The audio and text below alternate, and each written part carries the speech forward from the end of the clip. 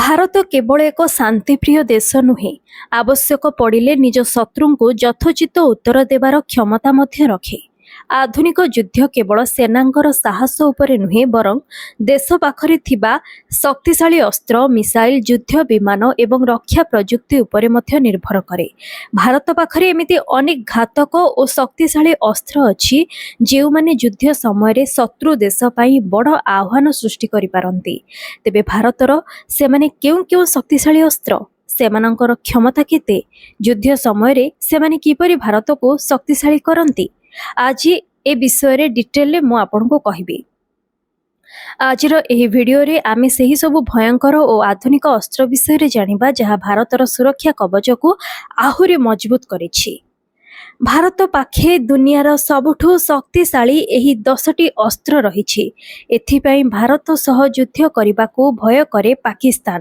ଏହି ଅସ୍ତ୍ରର ନାଁ ଶୁଣିଲେ ଚୀନ ଓ ଆମେରିକା ଭଳି ଦେଶ ମଧ୍ୟ ଡରିଯାଆନ୍ତି। ଭାରତ ଓ ପାକିସ୍ତାନ ମଧ୍ୟରେ ସବୁବେଳେ ଯୁଦ୍ଧ ପରିସ୍ଥିତି ଲାଗି ରହିଥାଏ। ଆଉ ଏହି ଯୁଦ୍ଧ କ୍ଷେତ୍ରରେ ଭାରତ ନିଜର 3ଟି ସେନାକୁ ପ୍ରସ୍ତୁତ କରିଥାଏ।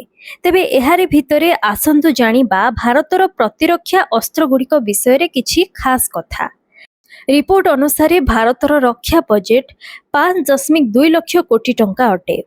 ଭାରତୀୟ ସେନା ପାଖେ ଅନେକ ଶକ୍ତିଶାଳୀ ଅସ୍ତ୍ର, ଲଢୁଆ ବିମାନ ଓ ମିସାଇଲ ଆଦି ରହିଛି। ସେଥିରୁ 10ଟି ଅସ୍ତ୍ର ସବୁଠୁ ଖତରନାକ ବୋଲି ମନାଯାଏ। ଚାଲନ୍ତୁ ଜାଣିବା ସେହି 10ଟି ସବୁଠାରୁ ଭୟଙ୍କର ଅସ୍ତ୍ର ବିଷୟରେ।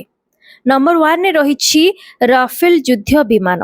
ଆକାଶ ମାର୍ଗରେ ଶତ୍ରୁ ସେନା ପାଇଁ ଯମର ଅନ୍ୟ ନାମ ହେଉଛି ରାଫେଲ। ଏହା ଏକୁଟିଆ ଅନେକ ଗୁଡ଼ିଏ ଯୁଦ୍ଧ ବିମାନ ସହ ଏକ ସମୟରେ ଲଢ଼ିପାରେ। ଏହାର ଗୋଟିଏ ସ୍କ୍ୱାଡ୍ରୋନର ଦାମ ହେଉଛି 1640 କୋଟି ଟଙ୍କା।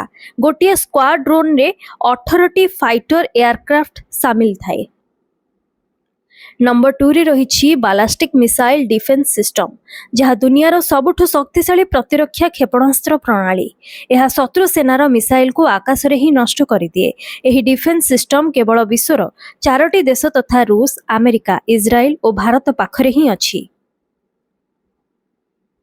ଏହାର ଦାମ ହେଉଛି 5000 କୋଟି ଟଙ୍କା। ନମ୍ବର 3ରେ ରହିଛି ବ୍ରହ୍ମୋସ ମିସାଇଲ, ଯାହା ବିଶ୍ୱର ସବୁଠୁ ଦ୍ରୁତତମ ମିସାଇଲ ବୋଲି କୁହାଯାଏ। ଏହା ଜଳ, ସ୍ଥଳ ଓ ଆକାଶ 3ଟି ଯାକ ମାର୍ଗରେ ବ୍ୟବହାର ହୋଇଥାଏ। ଏହାର ଦାମ ରହିଛି 21 କୋଟି ଟଙ୍କା। ନମ୍ବର 4ରେ ରହିଛି ସୁଖୋଇ Su-30 MKI ଯୁଦ୍ଧ ବିମାନ। ଏହା ଏପରି ଏକ ଯୁଦ୍ଧ ବିମାନ ଯାହା ସବୁ ପ୍ରକାରର ପାଣିପାଗରେ ଉଡ଼ିପାରେ। ଏହାର ଗୋଟିଏ ସ୍କ୍ୱାଡ୍ରୋନର ଦାମ ହେଉଛି 995 କୋଟି ଟଙ୍କା।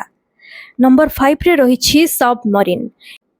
ଏହା ଜଳମାର୍ଗରେ ଶତ୍ରୁ ପାଇଁ ଯମଦୂତ ଭଳି କାମ କରେ। ଜଳମାର୍ଗରେ ହିଁ ପରମାଣୁ ଆକ୍ରମଣ କରି ଶତ୍ରୁକୁ ସମ୍ପୂର୍ଣ୍ଣ ଭାବେ ନଷ୍ଟ କରିଦିଏ ଏହି ସବମରିନ। ଏହାକୁ 10 ବର୍ଷ ପାଇଁ 15,000 କୋଟି ଟଙ୍କାରେ ରୁଷିଆ ଠାରୁ ଭଡ଼ାରେ ଅଣାଯାଇଛି। ନମ୍ବର 6ରେ ପିନାକ ମଲ୍ଟିପଲ ରକେଟ ଲଞ୍ଚର ରହିଛି। ଏହା ଗୋଟିଏ ତାରରେ ଏକାଧିକ ରକେଟ ସଠିକ ଜାଗାରେ ଲକ୍ଷ୍ୟଭେଦ କରାଇଥାଏ। ଏହି ରକେଟ ଲଞ୍ଚରର ଦାମ ରହିଛି 26.5 କୋଟି ଟଙ୍କା। ନମ୍ବର 7ରେ ରହିଛି P-80I ନେପଚ୍ୟୁନ। ଏହା ଝଡ଼, ବର୍ଷା, ବିଜୁଳି ଏହି ସବୁ ସମୟରେ ଆକାଶରେ ନିରାପଦରେ ଉଡ଼ିଥାଏ। ଏହାର ଦାମ ରହିଛି 2000 କୋଟି ଟଙ୍କା।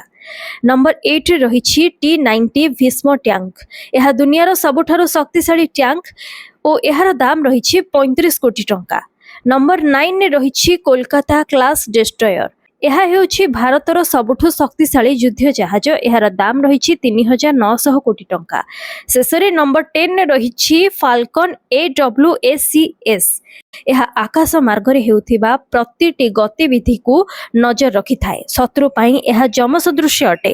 ଏହାର ଦାମ ରହିଛି 3500 କୋଟି ଟଙ୍କା। ତ ଏହା ଥିଲା ଭାରତର କିଛି ଶକ୍ତିଶାଳୀ ଅସ୍ତ୍ର ଓ ସାମରିକ ପ୍ରଣାଳୀ ଯେଉଁମାନେ ଦେଶର ସୁରକ୍ଷାକୁ ନୂଆ ଉଚ୍ଚତାକୁ ନେଇଯାଉଛନ୍ତି। ଏସବୁ ଅସ୍ତ୍ର କେବଳ ଯୁଦ୍ଧ ପାଇଁ ନୁହେଁ, ବରଂ ଶତ୍ରୁଙ୍କୁ ସତର୍କ ସନ୍ଦେଶ ଦେବା ପାଇଁ ମଧ୍ୟ ଅତ୍ୟନ୍ତ ଜରୁରୀ ଅଟେ। ତ ଏସବୁ ବାଦ ଭାରତ ପାଖରେ ରହିଛି ପରମାଣୁ କ୍ଷମତା। ଭାରତ ଶାନ୍ତିର ପକ୍ଷପାତୀ ହେଲେ ମଧ୍ୟ ଦେଶର ସୁରକ୍ଷା ଓ ସ୍ୱାଭିମାନ ପାଇଁ ଆବଶ୍ୟକ ପଡ଼ିଲେ ପ୍ରତ୍ୟେକ ପଦକ୍ଷେପ ନେବାର କ୍ଷମତା ରଖିଥାଏ।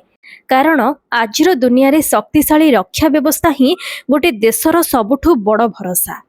तो आज इनफॉर्मेटिव भिडियोटी जदि आपको भल लगी थाए तेबे यहाँ निहाती भावे लाइक करंतु एवं शेयर मध्य करंतु।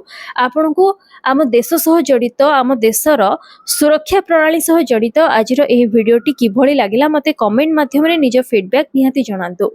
आम देश दुनिया सह जड़ित अनेक जरूरी इनफॉर्मेटिव भिडियो जदि आपण देखिबाकू चाहंती ताहाले एबे ही मो चैनल को सब्सक्राइब करंतु।